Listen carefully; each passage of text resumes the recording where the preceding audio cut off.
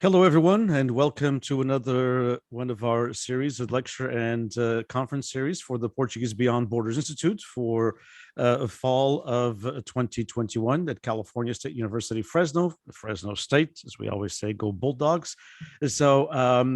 Welcome to each and every one of you. Welcome to those following us on the Facebook Live, and thanks to all the different groups that have agreed to carry it on Facebook Live as well. And thanks to all of the students and everyone also participating here on Zoom. Good evening to each and every one of you. The Portuguese Beyond Borders Institute is a new project at Fresno State. New that it was baptized, as we use a Catholic term, was baptized in February of 2019 with our inaugural lecture. And so we're about 2.5 years old. For those of you following us for the first time, the Institute is part of 3 different colleges: the College of Arts and Humanities, the College of Social Science, and the Jordan College of Agricultural Science and Technology. Portuguese Americans in Central California are very an important part of the agriculture and dairy industry, at one time controlling over 60% of it, and still controlling a good percentage of those businesses here in Central California. And it is with the Jordan College of Agricultural Science and Technology that we have an exchange program with the University of the Azores, the campus that is dedicated to ag science in the island of Terceira, where we have exchange students every single year from the Azores to Fresno State and vice versa. We at the PBBI have quite a few projects going on at the same time. Our first one is our collection of oral histories, and that is our major project that is funded by the Luso American Development Foundation. We thank FLAD for sponsoring us, as always. And then we have, of course, the lecture and conference series, with all of it being archived through various channels, including our Fresno State YouTube channel, but also just as important, or more even important, which is all of our lectures, all of our conference series are archived at an oral history collection that we have at the Henry Madden Fresno State Library. And then we have a few other things going on at the same time, but I want to welcome each and every one of you. We are very excited about this literary event today, Kale Soup for the Soul. A few months ago, I approached my very good friend, Millicent Borges Accardi, a wonderful poet, wonderful group of writers that we have here today, whose work I know and appreciate and respect immensely. I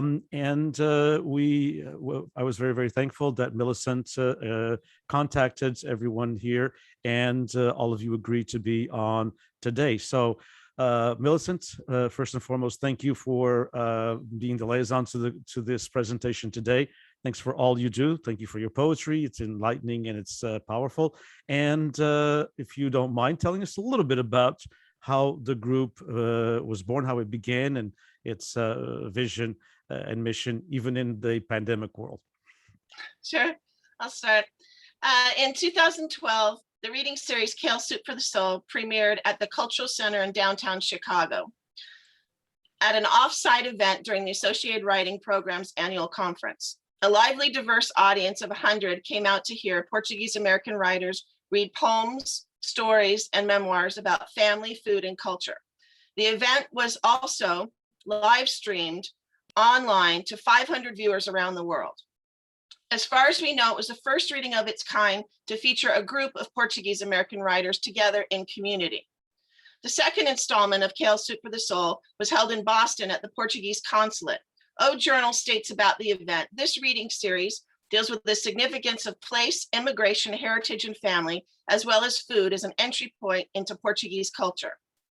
Since that time, Kale Soup for the Soul has given readings and workshops across the United States, featuring over 25 different writers. Examples include events at UMass Dartmouth, Brown, Rhode Island College, the University of Illinois, Portuguese consulates in San Francisco, Newark, and Boston, the Historical Museum in San Jose, bookstores and libraries in Albuquerque, Seattle, and Iowa City, and readings at the Massachusetts Poetry Festival in Salem, Split This Rock in Washington, D.C., and many conference panels and readings. Fantastic, really. What a great lineup since 2012, which hasn't been that long, but we're going to have to commemorate. I just looked at I'm not very good at math, but 2022 is the 10th anniversary. So it has to be Wow. it has to be a very special year for the Kale Soup for the Soul, and PBBI at Fresno State will do all it can. And hopefully we could do something, of course, in person. Again, thank you, Millicent, for putting the panel together, and thanks to all of you for being here. So I am going to start, if we can start with Amy. And Amy Batista, writing, her writing has appeared in lots of different journals. The Best Small Fictions 2017, Ninth Letter, in the Butter, Alaska Quarterly Review, and other journals. She is the author of the flash fiction chapbook Primitivity by Black Lawrence Press in 2018. She has received a SAFTA Fellowship, a Canto Mundo Poetry Fellowship, and a scholarship to the Disquiet Literary Festival in Lisbon, Portugal. She performs with Kale Soup for the Soul, a Portuguese American artist collective, and Poetry While You Wait. Love that title. She is a co-founder of Plates and Poetry, a community arts program focused on two of my favorite things, food and writing, which I'm very good at one and lousy at another one. And it's food, if you can, is the one I'm good at.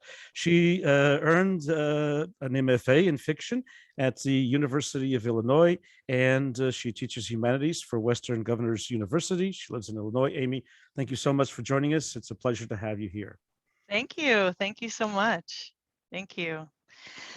Oh my gosh, thank you so much. I'm so thrilled to be here. And I have 3 poems tonight that I wanted to do. And the first one is really new. And actually, I've been working a lot with kind of the rejection of nostalgia in this pandemic year, these pandemic years, and with grief, and with just all kinds of generational trauma that we all have experienced, I'm sure, and some folks more than others.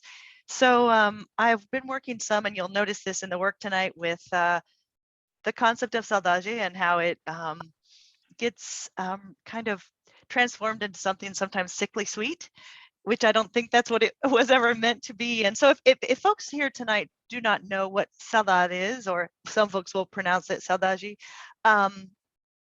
it is basically a Portuguese word that's used to describe a very intense state of longing for something, or a someone that's absent. It's a melancholy, a yearning, if you will. And so I've been writing somewhat also with lists and bringing in definitions and different kinds of media. So I'm going to read a couple of those pieces tonight. And the first one is called 12 Empirical Proofs of Saudade. Note to reader. The dates included in this poem are estimates provided by academic research on documented encounters with saudade. 1. A restaurant in Macau serves a dish called tres saudade, or saudade 3 ways. A waiter arrives at your table with white pepper and olive oil. He clearly enunciates, saudade, saudade, saudade, your choice. Number 2. Anthropolinguists at the University of Coimbra prove from fossil evidence that saudade was first spoken by trees on the island of Madeira. Within the petrified bark was lip and ash. It was later determined the trees became poets.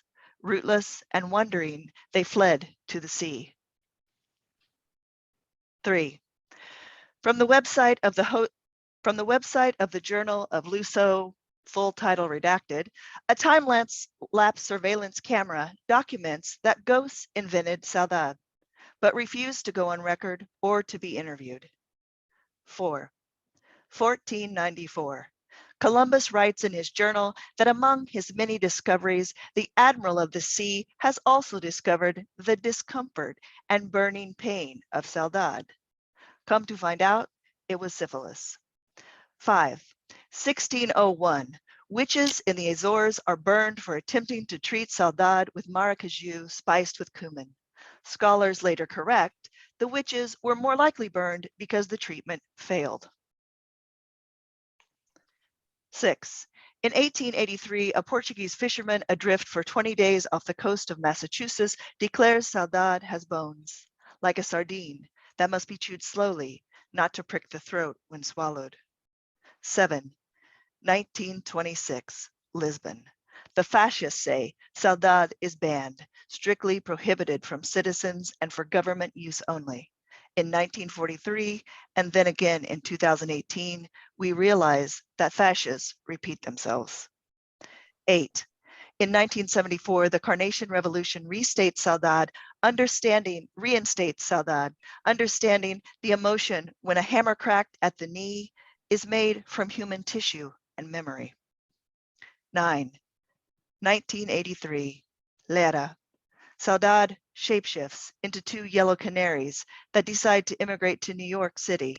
One bird suffocates during the flight, while the other continues only to shatter her breastbone against the Statue of Liberty. 10.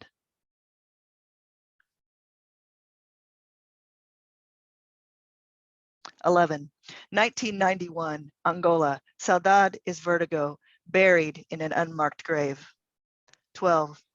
In 2019, Saudade goes viral. In photos tweeted and shared around the world, Saudade is shot dead. On streets, in cars, while walking, while singing, while praising God and asking for help, Saudade stares back from photos. Screen phones, smaller than expected, torn and fetal pink.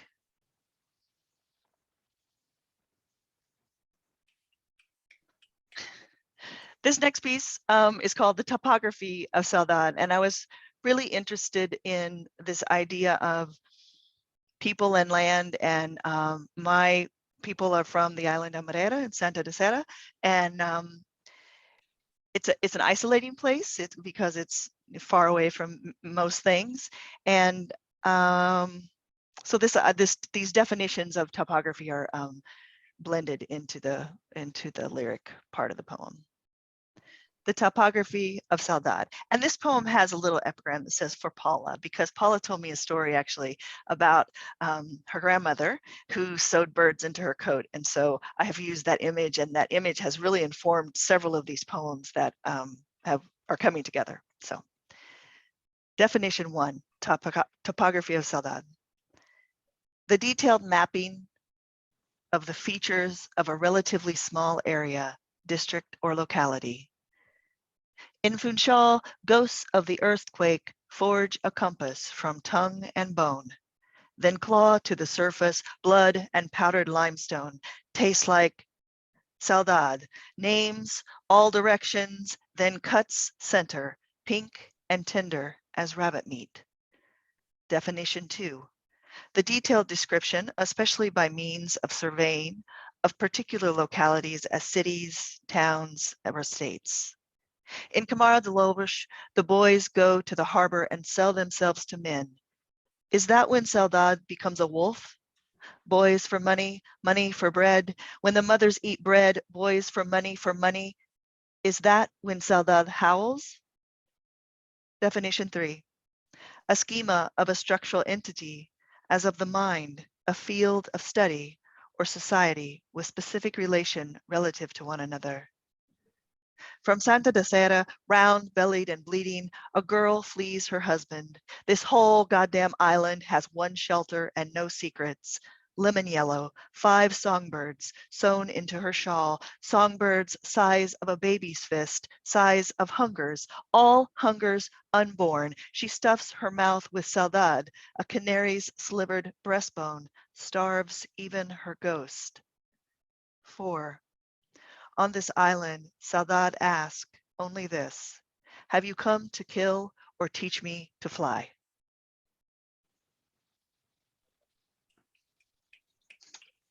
Millicent, thank you. This last poem is called Angola, an Oral History. The blue-palmed witch, she's the one you want. Patron saint of Tyre Black, selling fishbone and verbs near Pico Revu. Ask her about the lost men of Madeira. If she pulls a star from the bag at her hip, don't you pay. Tell her you know about ser. Tell her you want truth, infinite, gasoline soaked. If she smiles slick as skin torn from a burn, if she demands you pronounce obrigada like Luanda, you're in. Hey boy, she cackles, you want your wicker authentic, Santa da Sera, local made, artisan, not that shit they sell down in Canishal. She takes your head in her mouth, lights your feet on fire, sucking hard for history. Cunt ganged and quick, a lizard folding air with its tongue. Thank you.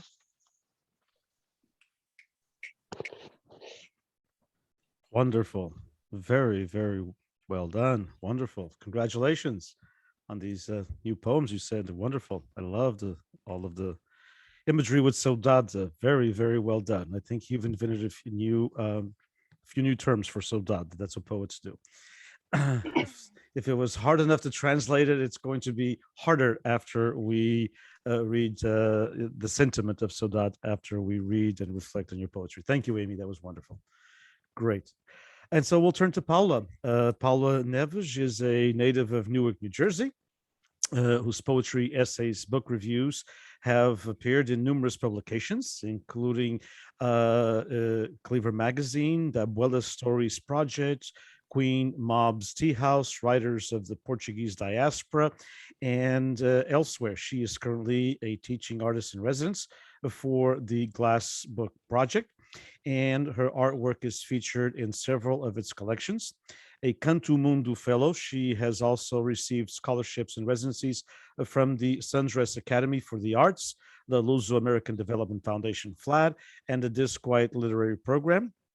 She's a member of the Kale Soup for the Soul Collective, which has presented, as said by Millicent, panels, readings, and workshops nationwide. She is a graduate of the Master of Fine Arts program in writing at Rutgers Newark and teaches for various universities. And we've had the pleasure of having her in one of our events before. I've been following Paula's poetry, Paula's work for a very long time. I mean, not a very long time because she's so young, but a few years. And she is a very, very talented writer. Welcome, Paula. Thank you so much, Denise and PBI, and to my fellow Kale Soupers. Not that young. Also, I gotta get you an updated bio because some of that stuff has changed a little bit, Denise. But I really appreciate everything that you've said. I'm gonna read. I tend to underread. Excuse me. So I'm gonna not overread, but I'm gonna read more than I usually do. But I'm gonna give you all the themes of this to begin with, so I don't have too much chit chat per poem. I was trying to figure out what poems to read, and I think I just settled on poems that deal with basically the themes of generations, work, and not always working class work, immigration, complicated love, and the environment. Those are themes I'm working with right now. And I'm also going back to some old forms like form poems and abecedarians. The first one I'm going to read is a form poem, or a shape poem, excuse me, and the second one is an abecedarian. This first one is called Space, or 1970s TV. Epigraph. In order for us to have a future that's exciting and inspiring, it has to be one where we're a space-bearing civilization. Elon Musk. We were the rockets of rooms, the tripas, the heart, the fire, watching black and white antenna, TV Battlestar Galactica.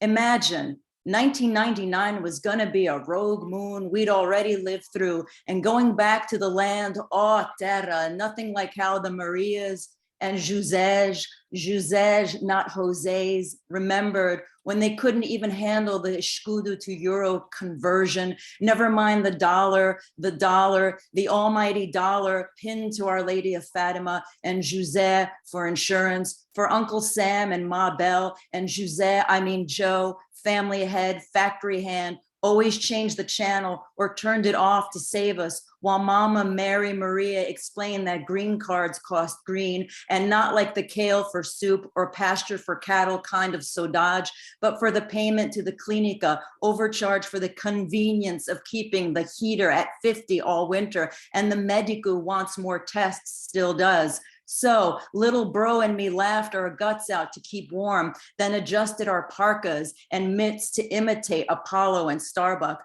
Only the Marias tell us no way it was like that. And our own Ma Maria said I exagerud, if not outright lied. But I say space is space and had to be reached from there somehow. Transliteration, the beautiful game. This one's about soccer, and it's the Abecedarian. Alone, the family house, blinds drawn on crooked basalt, crooked as country boys' teeth, daring to cut the light enough till it's clear as aguardiente. Father drank maybe before he found God. Gardener who left the pitch to his son, Cristiano, the footballer. I was a girl hat-tricking 2 decades too soon. Just one more minute, Ma, kicking the ball on the street till the sun lifted the fire over water again. Madeira, you're not so far from New Jersey or anywhere. Penalties mean patronage, and she quixotically believes they'll reward her goals. Ronaldo sends the women's team soccer boots and palavras, tells them privilege can rub off. Until then, keep dreaming. No, really, volley till the stands and scores translate to World Cup dollars Rapinoe wants. Run, girls, X's and O's, turn hat tricks over walls, and yellow card the blindsiders in the zone.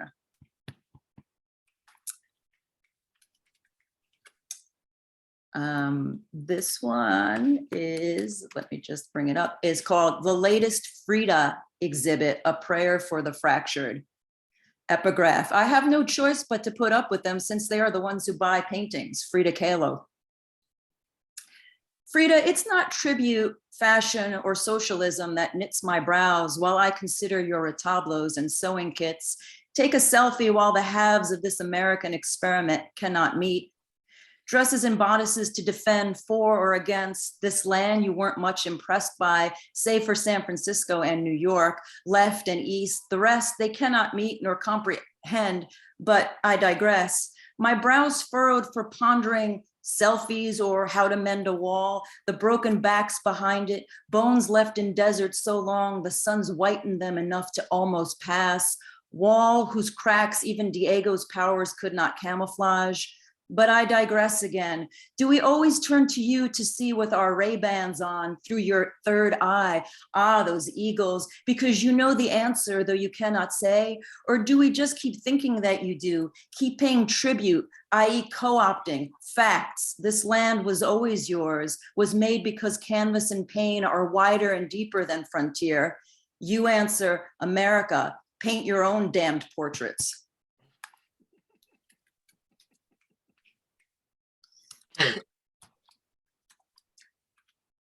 This one's called Gamblers. They met at the airport cleaning lounges for the VIPs. His wife had left him in the early 70s. She wished her husband had given her that courtesy. Between them, kids and grandkids rooted in the suburbs that her daughter's New York City girlfriends call a desert. They drank red wine from thermoses over weeks of lingering 30-minute lunches that led from Friday nights at the sport club to nearly every Saturday on the boardwalk. This went on for years. But after anniversaries of hints and maybes, all those comps she spent on him for rooms and all-you-can-eat buffets, she knew she'd never marry, not again. So he started keeping his cards close. And one night, without warning, flew home, retired to his terra, where turbine windmills were now cranking electricity for the shops that catered to the tourists from the cruise ships.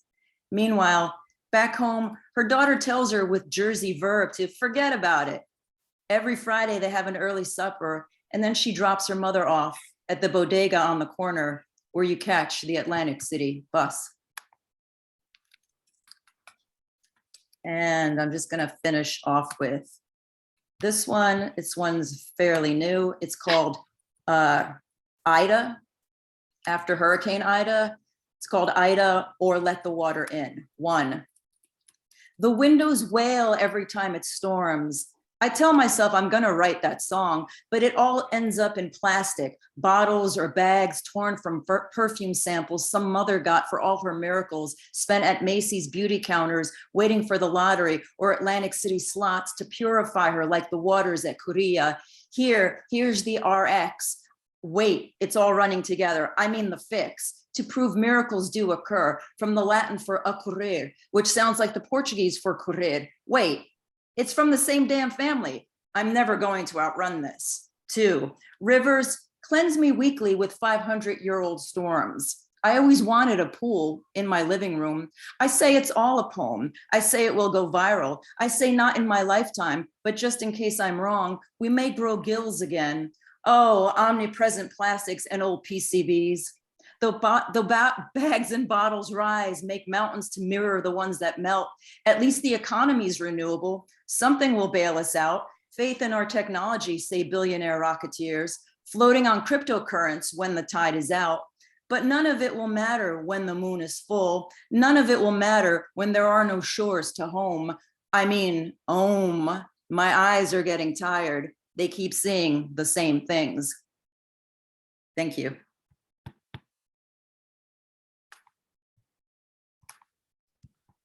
Thank you so much, Paula. As always, great, fantastic. Enjoyed all of them and brought memories a little bit, if I may, a personal note of the Jose dichotomy, because my dad, who came to this country at 38 and never really learned English well, every time we would go someplace or a medical office or the bank or some places, of course, there's some Portuguese speaking person. So that's why he never had to really make a lot of effort to live his life in this part of the United States. But however, he would always tell me, and then finally he would just tell them, no. If you can't say José, say João. I'll tell you, João's fine. But it's with a J. And he would fight for that identity every time he would go somewhere. And loved your last poem, all of them, but loved your last poem as well. Lots of imagery there as well. Thank you so much again, Paula. And we'll go to Carlo. Carlo is, of course, widely known in the Portuguese American community and beyond.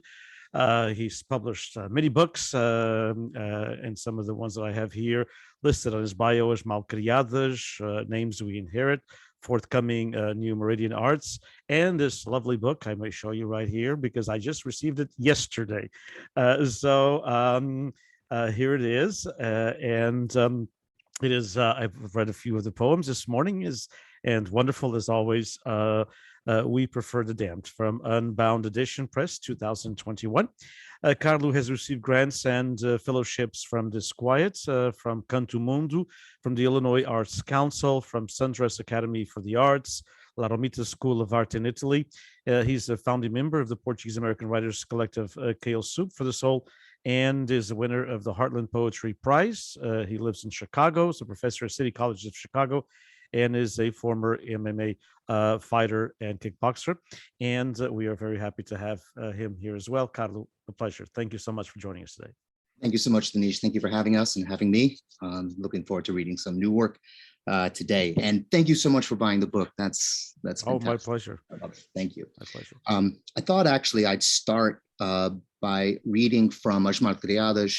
There's a short standalone poetic musing kind of chapter in there that I thought would be really relevant to this reading. So it's all the chapters are named after the titles. The characters. There are 4 main characters. So this character, her name is M Dash, and she's returned to Somerset, Massachusetts, in order to attend the funeral of her avó. I'm watching the last of the old funerals. Every cop in town showed up in uniform, even the honor guard with their perfect white gloves. A band came and played a dirge. They arrived with a pair of tubas, a bass drum, a trombone, some wind players, and a man whose touch on the cymbals was so light and his face so serene, it appeared he could already see the other side. And of course, what remained of the old ladies of the village, already old when I was a child, wondering who might be left to send them away when their time came. These Azorians of the New World don't express their sorrow in mirth or drunkenness nor with wild or professional weeping, but by being more obdurate than death itself, by waiting in a silence so grim and black-clad that death stalks by in fear of their sternness. Some kind of odd substitution has occurred in my mind. I cannot seem to process the word for grandmother. I'm not sure why this other word, why the word mangueira, why it insists upon itself as people offer their condolences. I'm so sorry for your mangueira. Your mangueira is in a better place. God has called your mangueira to him. It is one of the many absurdities that pop into your mind as you beat back the terror of a world containing one fewer person who loves you. And so mangueira, mangueira, mangueira, like an invocation.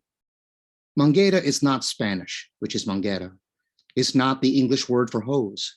The hose is something the neighbors use to fill their pools, or lubricate the slip and slide, or feed the sprinkler that saturates more sidewalk than lawn. Mangueira isn't hose.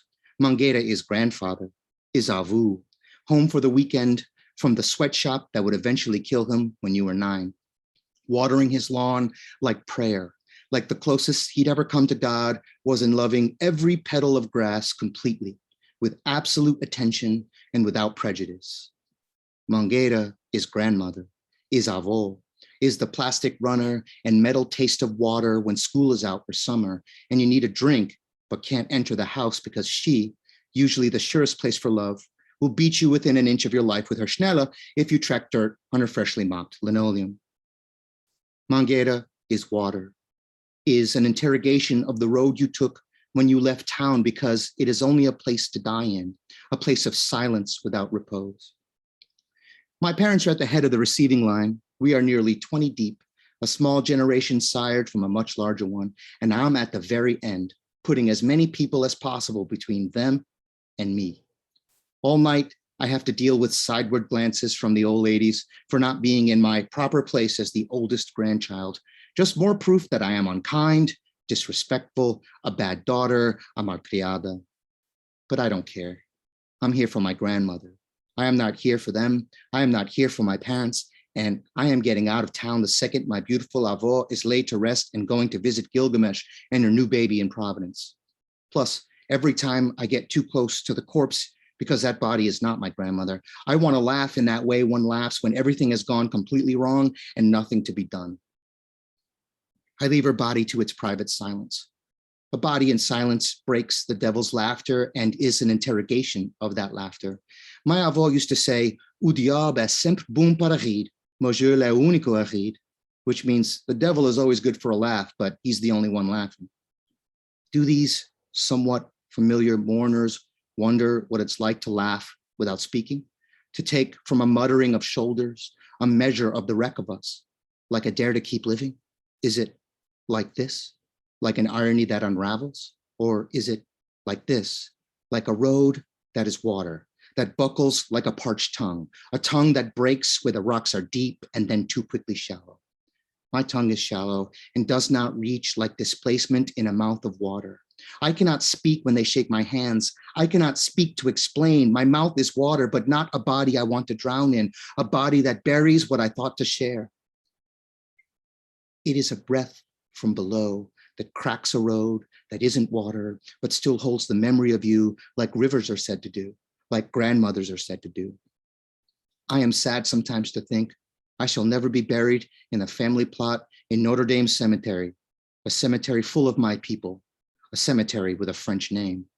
When my time comes, no one will water the earth newly turned, no mangueira to bind me to the land, my body an interrogation that pretends not to be an interrogation.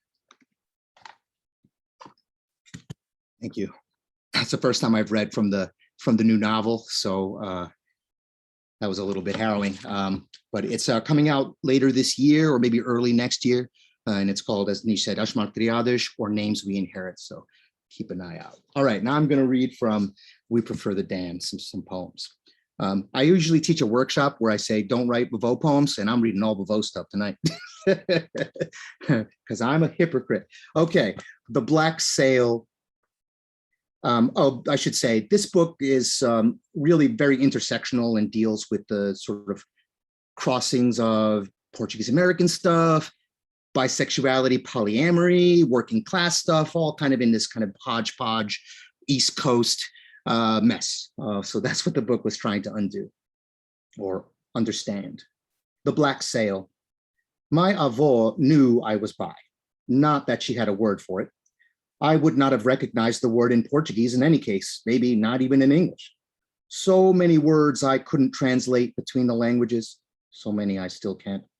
It was the 80s of pop collars, pastels, Miami Vice, not the cool 80s. David Bowie was dancing in the street with Mick Jagger, no longer Ziggy Stardust and his beautiful in-between, but she knew. I never questioned why her elderly brother never married or why he lived his whole life with another man they called my uncle, but wasn't. I had so many aunts and uncles who weren't actually related to me, it didn't really leave a mark. The Tios lived in a 3-story tenement, had a jardim, a quintal, kept dogs.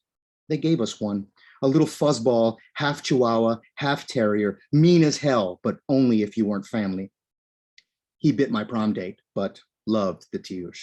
That was proof enough of love for me.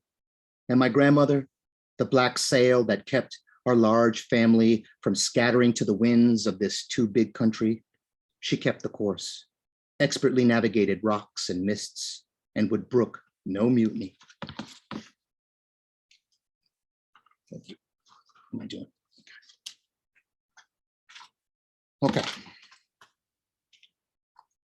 Os malditos. The only people who should be in charge are those who do not want to be. Those who, like my father, wear the mantle of their terrible luck as summer bears its heavy shawl of humid air. Os malditos, by contrast, do not believe in luck, do not sweat the summer rain or fear a thermal twisting an ear like a grandmother does. Their ambition acquiesces like night, night like burial, night like sugar in my tea, night like the big spoon for slurping with, my grandmother's spoon, and also her knit socks loosening like a bolt of thread. I know it takes great strength to kick down a door without breaking the lintel, or resist snarling at something that would save a piece of string or a shiny bit of foil or a child in danger, because something has to be fundamental. Something has to hold tightly like a skein of grief does. Okay, I think this might be my last one. Os ladrões. My father reduces his chances to a wall to a word to a name that falls wrong from the perfect teeth of his American neighbors.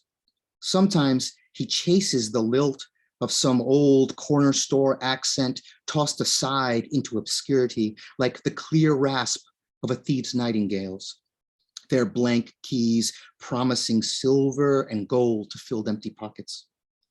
Os ladrões, my father says, think being uncompromising is the same as arriving somewhere worth making a home in. Real thieves, however, don't require a book of blank keys, nor do they believe one day follows tandem to the next. Real thieves need only the cut of a lie and a parallax for truth to fill their pockets, to unscrew their suited mouths in the American face of joy. Thank you.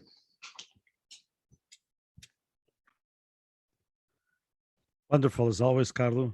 Great, fantastic. Love the book. Love what I've read so far, and looking forward to As Malcriadas. Love the name as well, and very, very well done as always. And you can go ahead. What you've said before, at least on an event that you participated with Louise, was that when you do your workshops, go ahead and write your vote poem. Now that we got vote poems out of the way, let's start writing something else. So, but it's lovely. And so we're going to turn to Millicent Borges Accardi, Portuguese American writer, well known here, of course, in the West Coast. Author of 3 poetry collections, including Only More So from Salmon Poetry from Ireland, and the upcoming Through a Grainy Landscape, which I love the title. Well done, Millicent. Fantastic. Through a Grainy Landscape and Munker Awards are fellowships from the National Endowment for the Arts, Fulbright, Canto Mundo Creative Capacity, the California Arts Council, Foundation for Contemporary Arts, and the other foundations as well, including the Luso-American Development Foundation from Portugal. And of course, she lives here in California, in Topanga, California, and through a Grainy Landscape has been nominated for a 2022 PEN Award. Congratulations. So that's just much awesome news. What better way to introduce you than a nomination for the PEN Award? And we'll need to all push so it does get that award. Thank you so much, Millicent, for being here and for helping arrange this literary session. Thank you so much for having me. I'm so delighted to be here. Sorry that I was the one coughing because my microphone was not muted, so I apologize for that. I'm going to read a couple of poems from the new book, and I don't know if you could see it very well here.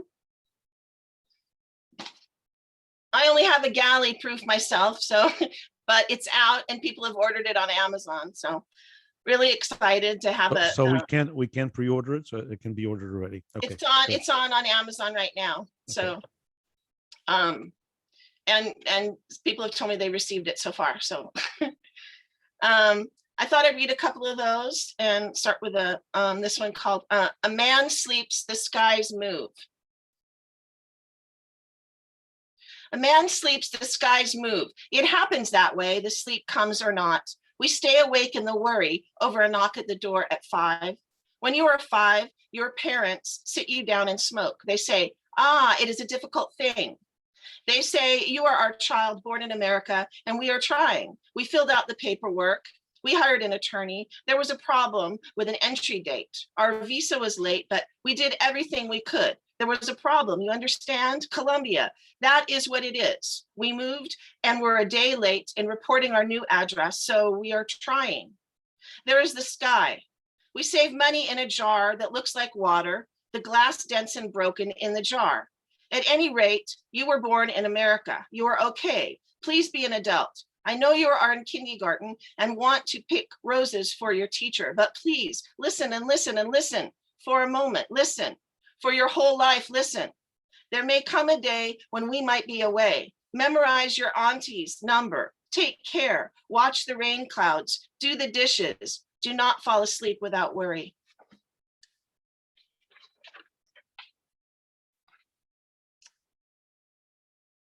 And then there was red fish. And then there was red fish on the horizon that met with the quiver of pining to make something different that wasn't. It was a calling, a vocation to run to the sea at midnight and curl up into the cool sand like soft snow that felt like the wind of a fresh time when you had yet to be experienced, saudade, a life yet unlived, the communion, a beggar, a virgin, what you longed for as a memory, saudade, before it was lost. It was a dare and an astonishment, time to judge the mood and float facing upwards among the salt and the red fish, muted in their rusty stains all around the bodies, floating in a cold window where the moment was captured once and caught and never would be netted again. If anyone dared sit or roll over and sink their head back to shine where everything and everything was, there was a jackknife, harsh and unbreakable, like a rat gone north.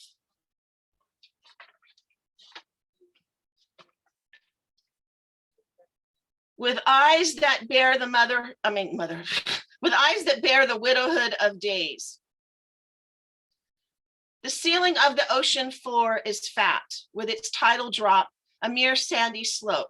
The barrenness now a symbol, a lost meaning to catch, a rule that the Portuguese fisherwomen on the shore above can attest to, easily nodding in agreement that they are bound together. Like time, they have wagered and lost, a lifetime of fresh bets and new hands, grown old with uncertainty, a roll, a catch, a slip of the tongue, and the courtship will be over. Lost to sea, journeys far away from solid-footed Terceta, where blood glue is the medicine for forgetting, and a pause is the known secret outside absence, and where love is a shy attachment to hope. The thaw that every woman waiting here tempts with her own fate. On shore, they bring to dawn sadness like a dark shawl around their forearms. It is a uniform encompassing wool, knitted halfway between loss and joy. The friendliest girls they used to be, these women, now waiting on the land, reveal happiness, but with a slight mention or a holding note in the wind, softly reminding them of the men they used to love.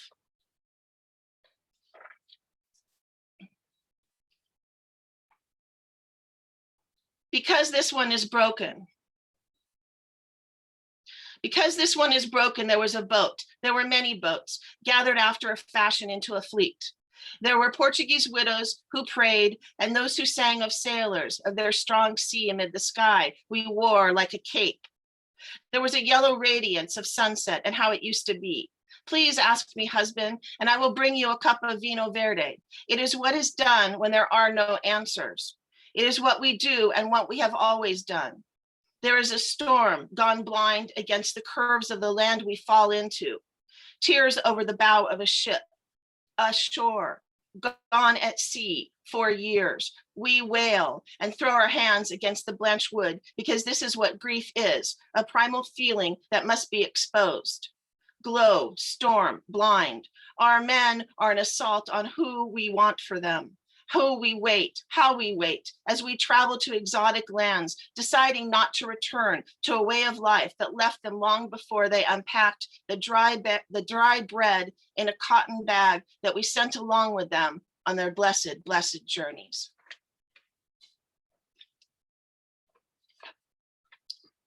Okay, I'm gonna close with a little longer one, and it's about a bee.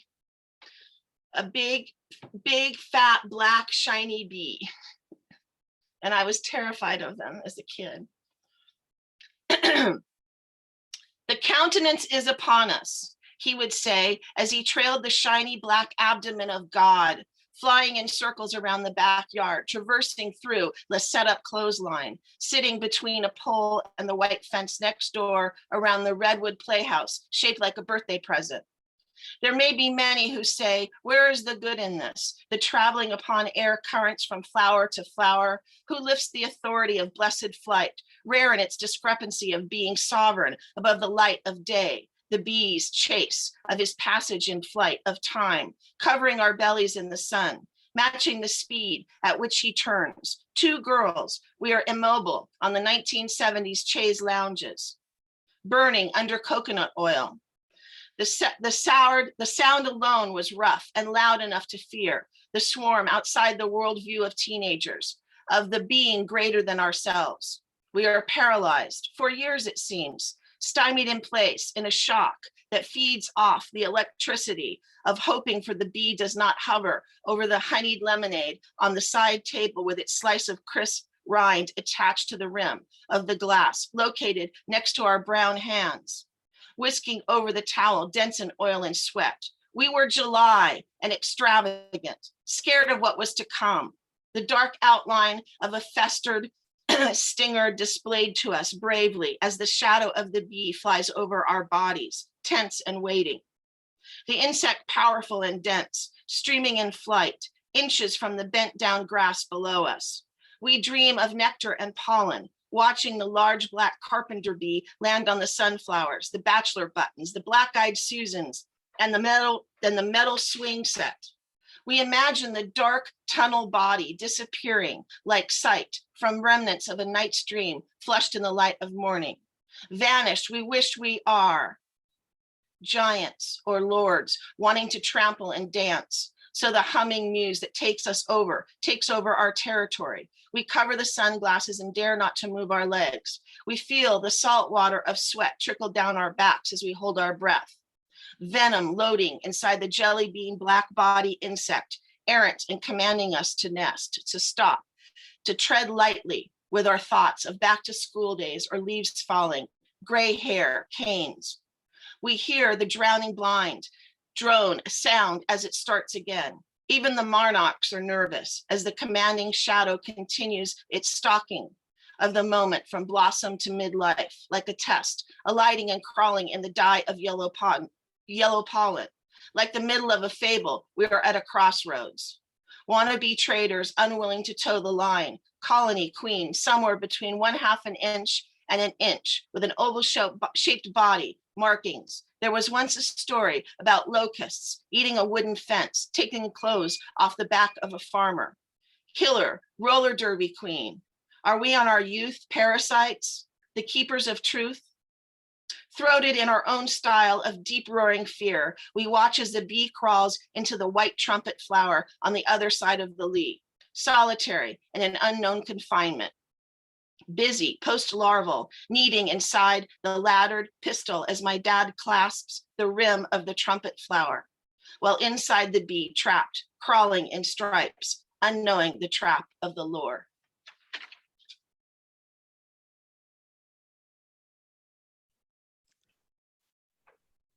Wonderful. Thank you so much, Millicent. Very, very wonderful imagery. Love your last poem, The Bee. Indeed, lots of food for thought there. And so we are coming upon the end of any of one of those following us here on Zoom have any questions. We have, of course, some very nice comments, including comments through social media outlets as well. I wanted to have just one final question to each and every one of you. It's not an interview show, but it's just to get your thoughts. Portuguese American authors or American authors of Portuguese background, whichever way you prefer. Some people have slapped my hand for saying Portuguese American authors. It's American authors with a Portuguese background, and basically you are American poets with a Portuguese flavor, and thank goodness for that. Wanted to ask you basically, how do we, what can we do? What can an organization like PBBI, other than what we're doing right here, what can an organization like PBBI, other centers for Portuguese studies? Just recently, PALCA's had their national conference, and we actually had a panel on the Portuguese studies at different colleges and universities throughout the United States. There aren't as many as we'd like, but there are, a good dozen. What can the universities do, the organizations, also some of our cultural organizations and cultural foundations do to promote your work? Because I fear that it's not getting into as many hands, Portuguese American hands now. Obviously, you have your markets and you have your ways, but how do we reach more younger Portuguese Americans who need your poetry, really, literally do need your poetry, because they need to have all of these connections, all of these nuances that you have that define a Portuguese American already a first or second generation, that is different than just a poem that's translated. I mean, poetry is poetry, but the poem that's translated from Portuguese to English or in that aspect. So I want to start with Paula, if she doesn't mind. What can centers for studies for Portuguese language, such as our institutes, what can we do, and together even with cultural organizations, to promote your work? I think just do more outreach to schools, to colleges, to high schools. As part of Kale Soup, we did workshops in 2013 in New England at Rhode Island College and at UMass Dartmouth. And all of us in this group are Gen X poets. And I'm always astonished that the things that we write about resonate with millennial or Gen Z, young people. So I think you're right, Denise, there's definitely a need for that, because some of these themes are universal, they cross generations. And I think just outreach and just doing more work with the schools, like a lot of organizations do, is, part of the answer. Indeed. Carlo, any thoughts on that? Besides, of course, and I agree, we do need to have a few more, and these universities that have Center for Portuguese Studies maybe can work with local high schools, especially high schools that teach a little bit of the Portuguese language. They're natural, but even if they don't, I mean, they all have English departments. Yeah, I wish I had something original to say, but I think that really is the only way. You don't have anything original. Now there's something wrong there. Okay? I mean, because where I grew up, I was surrounded by Portuguese people, and yet I didn't know any other Portuguese writers. I know they're there. They're definitely there, but I didn't know who they were. It didn't get to me. And that seems odd. There seems to be a missing link, or at least when I was growing up, there was a missing link in the chain. Maybe it's different now, but I don't know, Yeah. I don't think it is. I think it's the same dilemmas that you faced, our youth now are facing, and I've been having this dialogue with Portugal itself, with the foundations in Portugal. It's great to have a Portuguese writer come over, but we need to promote the Portuguese American writers. They need to be in our schools because they have a link with our kids. They have a link with that hyphen or that American with something behind it, So we need some of these Portugal celebrities to come out for us, right? Anyone know Keanu Reeves? He's got a Vavo, right? Like, all we need is for him to be holding one of our books, and that's it. We're done. We're finished. Yeah, but indeed we do, and Portugal needs to invest, from my perspective, not just in bringing the writers from Portugal. That is great, but also investing in the Portuguese American writers. Amy, any thoughts on that? Yeah, I would say one thing. I want to turn to the chat. Duarte said, another idea is to work with publishers who publish literature anthologies for high schools and make a case for them to include poems of these outstanding poets. That would be great. That would be great. I think that that's huge, right? I mean, I know when I was first coming up, Sandra Cisneros meant everything to me, right? Because she was the closest person I could find that felt like she understood something about me, or that I felt like I could express myself in that way. I think that's really, really important. And also, I think sometimes it's good too to connect these really young folks with elders, whether they're their own or not. It's just in our community, right? Because everybody doesn't have their vovos here, right? But these older folks, they were willing to tell their stories still, right? And so I think the support to us, the support of us to do work. Why isn't there a Portuguese American Poet Laureate, right? And then that could be programming that gets funded that other poets support, right? Yeah. It's a great idea. Duarte. That's a great idea. That's a great idea. Yeah. Why can't we fund that Portuguese American Poet Laureate? I just want to dovetail on what Amy said. I just know, I know it's a little bit different out on the West Coast, but here on the East Coast in the Ironbound section of Newark, it's been traditionally heavily a Portuguese and a Portuguese American enclave, and that's shifting. The demographics are shifting as they always do in those areas, right?